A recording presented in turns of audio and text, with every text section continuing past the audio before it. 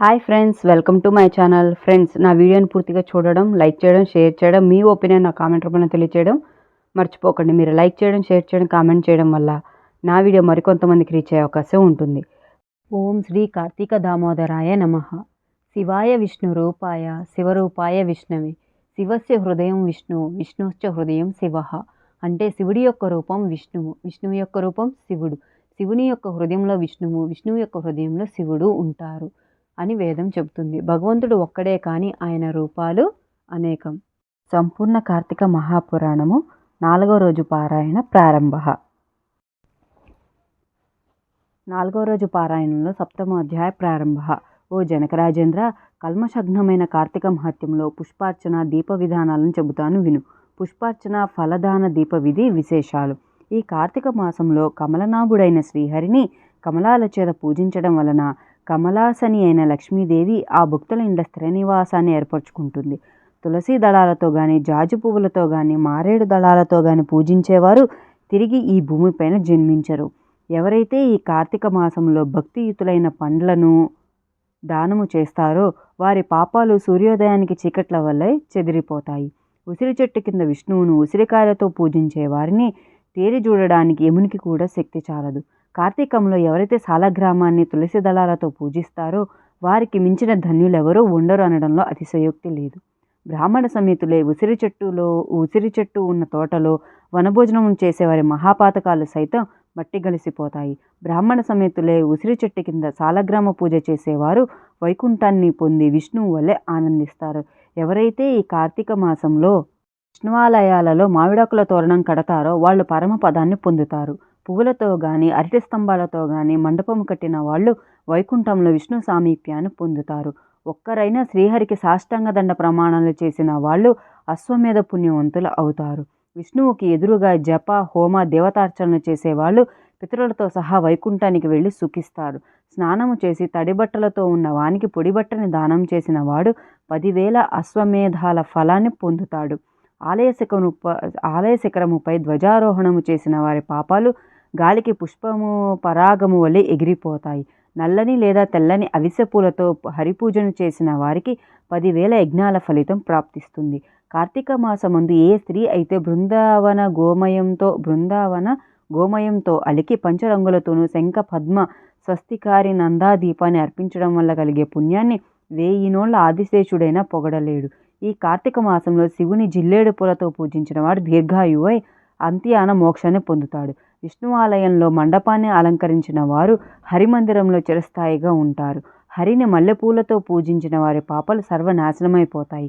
తులసి గంధంతో సాలగ్రామ పూజను చేసేవారు వైకుంఠాన్ని పొందుతారు. విష్ణు సన్నిధిలో నాట్యం చేసిన వారి యొక్క పూర్వచింతన పాపాలన్నీ నాశనమైపోతాయి. భక్తియుక్తులై అన్నదానము చేసేవారి పాపాలు గాలికి మంచు తునకల్లా ఎగిరిపోతాయి. ప్రత్యేకించి కార్తీక మాసంలో నువ్వుల దానము, మహానది స్నానము, బ్రహ్మపత్ర భోజనము, అన్నదానము ఈ 4 ఆచరించడం ధర్మంగా చెప్పబడుతూ ఉంది. స్నానదానాదులను ఆచరింపని వారు, లోభి అయి యథాశక్తిగా చేయని వారు 100 జన్మలు కుక్కగా పుట్టి కడపట చండాల యోనిలో జన్మిస్తారు. కార్తీక వ్రత శూన్యులు మరుజన్మలో గాడిదగా పుట్టి తదుపరి 100 పుట్టుకలు సునక యోనిని జన్మిస్తారు. కార్తీక మాసంలో శ్రీహరిని కదంబ పుష్పాలతో పూజించిన వారు సూర్యమండలంలోనే నివసిస్తారు. ఓ జనక మహారాజా, కార్తీక మాసంలో ఎవరైతే అవిసె పువ్వుల మాలను తాము ధరించి తదుపరి అవిసె పువ్వుల మాలికలతో శ్రీహరిని పూజిస్తారో వారు స్వర్గాధిపతులు అవుతారు. మాల్యములు, తులసి దళాలతో విష్ణువును పూజించే వనితలు వైకుంఠాన్ని పొందుతారు. ఇంకొక సూక్ష్మాన్ని చెబుతాను విను. ఆసక్తులైన వారు కార్తీక మాసంలో ఆదివారం నాడు లేదా శుక్లపాడ్యమి నాడు కానీ, పూర్ణిమ నాడు కానీ, అమావాస్య నాడు కానీ సంకల్పరహితంగా ప్రాతః స్నానం ఆచరించడం వలన కూడా ఆ మాసమంతా స్నానం చేసిన పుణ్యం లభిస్తుంది. ఆ పాటి శక్తి కూడా లేని వాళ్ళు కార్తీక మాసము నెల రోజులు ఈ సంపూర్ణ కార్తీక మహాపురాన్ని చదివినా వినినా కూడా స్నాన ఫలాన్ని పొందుతారు. కార్తీక మాసము సాయంకాలంలో దేవాలయాల్లో విష్ణు, శివ స్తోత్రాలను పఠించేవారు కొంతకాలం స్వర్గలోకంలో ఉండి అనంతరం ధ్రువలోకాన్ని పొందుతారు. ఇలా ప్రతి కార్తీక మాసంలో ఎవరైతే హరిహరులను స్మరించకుండా ఉంటారో వాళ్ళు 7 జన్మల పాటు నక్కలుగా పుడతారనడంలో ఏమీ సందేహం లేదు. 7వ అధ్యాయ సమాప్త. 8వ అధ్యాయ ప్రారంభ. వశిష్ఠుడు చెప్పినదంతా విని జనకుడు అడుగుతున్నాడు, మహర్షి, మీరు చెప్పినవన్నీ వినిన తర్వాత నాకు ఒక సందేహం కలుగుతోంది.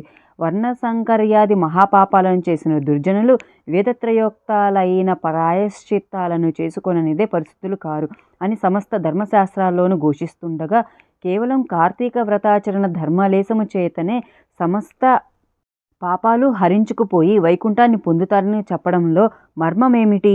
ఇది ఎలా సంభవం?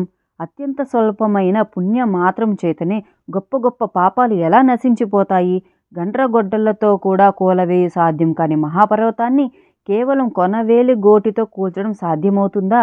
అగ్ని దగ్ధమవుతున్న ఇంటిలో ఉన్నవాడు ఆ మంట మీద పురుషుడు నీళ్లు చల్లినంత మాత్రాన అగ్ని ప్రమాదం తొలగిపోతుందా?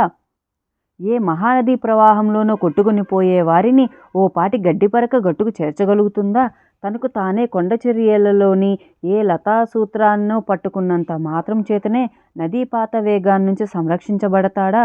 వశిష్ఠ, ఈ విధమైన దృష్టాంతాల రీత్యా మహాపాపులైన వాళ్ళు సహితము అతి స్వల్ప కార్యమైన కార్తీక వ్రతాచరణము వలన పాపరహితులు పుణ్యాత్ములు ఎలా అవుతారు?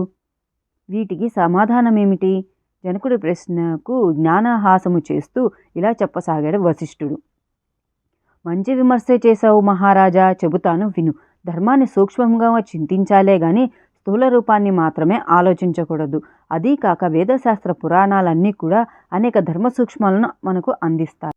ఆయా ధర్మసూత్రాల వలన కొన్ని పర్యాయాలలో గొప్ప గొప్ప పుణ్యాలు స్వల్పమైనవిగాను, స్వల్ప పుణ్యాలు గొప్పవిగాను పరిణమిస్తూ ఉంటాయి. ధర్మాలన్నీ గుణత్రయంతో కూడుకొని స్వల్ప నల్పతలను సిద్ధింపచేసుకుంటాయి. మూల ప్రకృతి అయిన మహామాయ కారణంగా సత్వ రజ తమస్సులనే 3 గుణాలు కూడా ఏర్పడతాయి. వీటిలో సత్వగుణం ప్రధానమైనవి ధర్మ సూక్ష్మాలు. కర్మకాండ, తపస్సు, ప్రాయశ్చిత్తాలన్నీ కూడా రజోగుణం వలన ఏర్పడతాయి.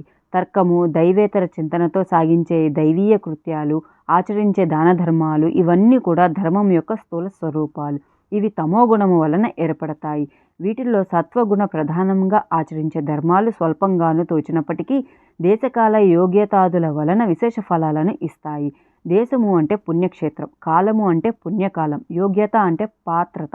బ్రహ్మజ్ఞత కలవాళ్ళు ఈ 3 చింతించకుండా చేసే సర్వధర్మాలు తామసాలు. వీటి వలన పాపాలు నశించవు. కాబట్టి దేశకాల యోగ్యతలను విచారించి చేసేవే సత్వధర్మాలు. వీటిలో కొన్ని సమకూడి కొన్ని సమకూడక జరిపేవి రజోగుణ ధర్మాలని వేరే చెప్పనక్కర్లేదు కదా జనకరాజా. అన్నిటికీ కర్మమే మూలము. ఎవరి కర్మను బట్టి వారికి ఫలితాలు ఉంటాయి. అయినప్పటికీ మనిషికి జ్ఞానము అనేది ఉన్నందువలన ఆచరించే ధర్మాలను పై 3తో పోల్చుకొని ప్రయత్నపూర్వకంగానైనా ఆచరించాలి. ఈ విధంగా 3 కలిసి వచ్చినప్పుడు ఆచరించిన ధర్మము అక్షయ ఫలితాన్ని ఇస్తుంది. రాజా, పర్వతమంత ఎత్తు కట్టెల్ని పేర్చి వాటి మధ్య గురువింద గింజంత అగ్నికణాన్ని ఉంచితే ఆ అగ్నికణము ఆ కట్టెల్ని ఎలా కాల్చివేయగలుగుతుందో, సువిశాలమైన నట్టింట పెట్టిన నలుసంత దీపము ఆ ఇంటి చీకటినెలా తొలగిస్తోందో, గుండిగడు మురికి నీళ్లను ఒక్క ఇండుప గింజ ఎలా శుభ్రపరుస్తుందో, అదే విధంగా తెలిసి గాని తెలియక గాని పుణ్యకాలముల్లో పుణ్యక్షేత్రముల్లో పుణ్యమూర్తుల వలన ఆచరించే ధర్మము అనంత పాపాలను దగ్ధం చేసి మోక్షానికి మార్గాన్ని వేస్తుంది. ఇందుకు ఉదాహరణగా ఒకటి చెబుతాను విను. బహుకాలం పూర్వం కన్యాకుబ్జ క్షేత్రవాసి సార్థక నామధేయుడు అయిన సత్యనిష్ఠుడనే బ్రాహ్మణునికి అజామిళుడనే కుమారుడు ఉండేవాడు. వాడు పరమ దురాచారుడు, దాసి సాంగత్యపరుడు, హింసాప్రియుడుగా ఉండేవాడు. సాటి బ్రాహ్మణ గృహంలోని ఒకానొక దాసితో సాంగత్యం పెట్టుకొని తల్లిదండ్రులను మీరి ఆ దాసిదానితోనే భోజన సైనాదులన్నింటినీ నిర్వహిస్తూ కామాంధుడై వైదిక కర్మలన్నింటినీ విడిచిపెట్టి కేవలం కామశక్తుడే ప్రవర్తింపసాగాడు. తద్వారా బంధువులంతా అతన్ని వదిలివేశారు, కులము వాళ్ళు వెలివేశారు. అందువల్ల ఇల్లు వదిలిపెట్టి వెళ్ళిపోవలసి వచ్చిన అజామిళుడు చండాలపు వాడలోని ఒకానొక దాసీదానితో కాపురం పెట్టి కుక్కలను మృగాలను ఉచ్చులు వేసి పట్టుకునే వృత్తితో బతికే జనాలతో లీనమై మధు మాంస సేవనాలోలుడై కాలం గడపసాగాడు. ఇలా ఉండగా ఒకనాడు అతని ప్రియురాలైన దాసిది కళ్ళు తాగడం కోసం తాడి చెట్టు నెక్కి కొమ్మ విరగడం వల్ల కింద పడి మరణించింది. అజామిళుడు అమితంగా దుఃఖించాడు. అప్పటికే ఆ దాసిదానికి యవ్వనవతి అయిన కూతురు ఉంది. మహాపాపాత్ముడు మహాకామాంధుడు అయిన అజామిళుడు తనకి కూతురు వరుసను కూడా తలచకుండా ఆ పిల్లని వరించి ఆమెతోనే కామభోగాలను అనుభవించసాగాడు. కామకుడైన అజామిళుడు తన కూతురి అందే అనేక మంది బిడ్డలను పొందాడు. కానీ వాళ్ళందరూ కూడా పసికందులుగా కడతేరిపోగా కడగా పుట్టి మిగిలిన బిడ్డకు నారాయణ అని నామకరణం చేసి అత్యధిక ప్రేమతో పెంచుకోసాగాడు. తాను తింటున్నా, నిద్రిస్తున్నా, ఏం చేస్తున్నా సరే సతతం అతనినే స్మరించుకుంటూ నారాయణ నారాయణ అని పిలుచుకుంటూ తన్మయుడవుతూ ఉండేవాడు. కాలము గడిచే అజామినుడు కాలం చేసే సమయం ఆసన్నమైనది. అతడిలోని జీవుని తీసుకొని పోయేందుకు ఎర్రని గడ్డములు మీసములు కలిగి చేత దండపాసములు ధరించిన భయంకరమైన రూపులైన యమదూతలు వచ్చారు. వారిని చూస్తూనే గడగడలాడిపోయిన అజామిలుడు ఆ ప్రాణవసాన వేళ కూడా పుత్రవాత్సల్యాన్ని విరమించుకోలేక ఎక్కడో దూరంగా స్నేహితుల ఆటలో మునిగి ఉన్న కుమారుని కోసమై నారాయణ ఓ నారాయణ తండ్రి నారాయణ అని పలుమార్లు పిలువసాగాడు. ఆ పిలుపు అతని కొడుకుకి వినపడలేదు. అతను రానూ లేదు. కానీ చేరువకు వచ్చిన యమదూతలు ఆ నారాయణ నామస్మరణను విని వెనుకకు జంకారు. అదే సమయంలో అక్కడ ఆవిష్కృతులైన విష్ణుదూతలు, ఓ యమదూతలారా, అడ్డు తొలగండి, ఇతడు మాచే తీసుకొని పోదగినవాడు, మీరు తీసుకొని వెళ్ళదగినవాడు కాదు అని హెచ్చరించారు. వికసిత పద్మాల వల్లే విశాలమైన నేత్రాలు కలవాళ్ళు, పద్మమాలాంబరధరలు అయిన ఆ పవిత్ర విష్ణు పారీషదులను చూసి విభ్రాంతులైన యమదూతలు, అయ్యా మీరెవరు? యక్ష గంధర్వ సిద్ధ చారణ కిన్నెర విద్యాధరులలో ఏ తెగకు చెందినవారు?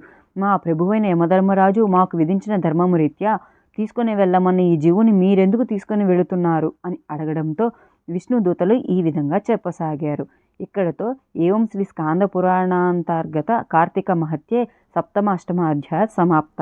4వ రోజు పారాయణ సమాప్తము. ఓం శ్రీ కార్తీక దామోదరాయ నమః. కార్తీక పురాణం 4వ రోజు పారాయణ సమాప్త. నా వీడియో మీకు నచ్చినట్లయితే నా వీడియోని లైక్ చేయండి, షేర్ చేయండి, మీ ఒపీనియన్ నాకు కామెంట్ రూపంలో తెలియచేయండి. Thank you for watching.